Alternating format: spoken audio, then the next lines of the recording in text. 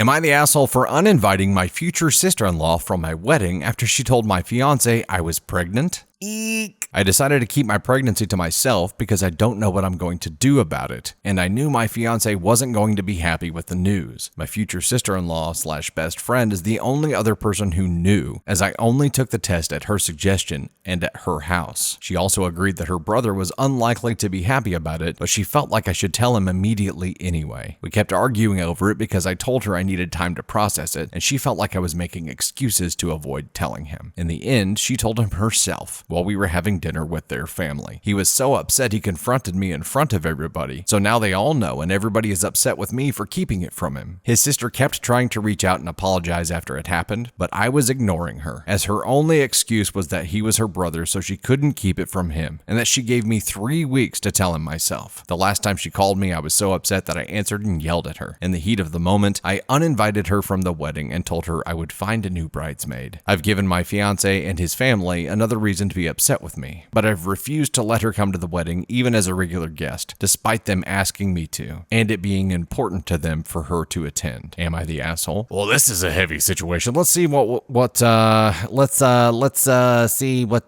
of the comments here are. Top comment here says, please explain why y'all are getting married if you can't even tell them you're pregnant. That makes sense. 100% this, if you can't tell your freaking fiance this kind of news, regardless of how he's going to feel about it, why are you even getting married? That doesn't sound like a healthy partnership. Yes, everyone sucks here. How can you marry someone that you can't even talk to? Definitely agree with that sentiment. Successful marriages are largely dependent on your ability to have difficult conversations with each other and develop that skill of communication. And this is a pretty big test right up front that OP failed, but it kind of feels like everyone failed. It's a difficult conversation. And if you're planning on marrying this man, you definitely need to tell him and have the conversation with him, especially if you know he's going to feel strongly about it. That's a whole other thing. Your friend / his sister did you dirty here by outing you when she should have had the conversation with you first and been like, look, if you don't do it today, I'm going to do it. You didn't get that warning, even though you had plenty of time to do it yourself. So she sucks too. Your fiance blowing up in front of everybody, he sucks. The family here, we don't know a whole lot about, except that they really want his sister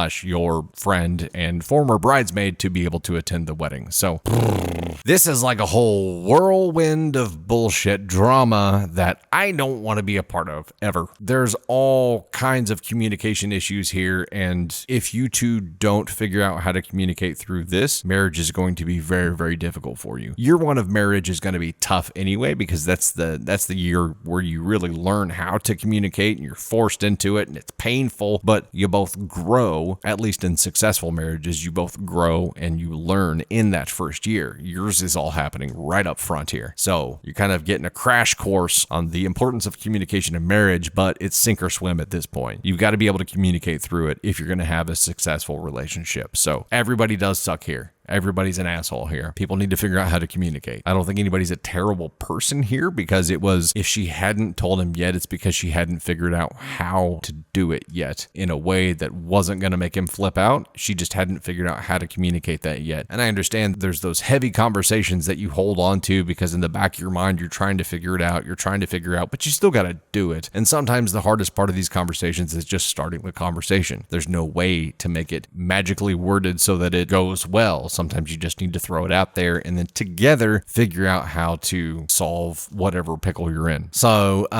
yeah, this feels like a really sticky situation here that communication completely just fell apart on all fronts in, and the communication factor is going to be of utmost importance here if you're going to have a successful relationship. So, better hop to it and start communicating. The only way to get good at it is by doing it. You can't become a good communicator in your head. You have to just start communicating. Screw up and then fix it by doing better next time. This one's heavy.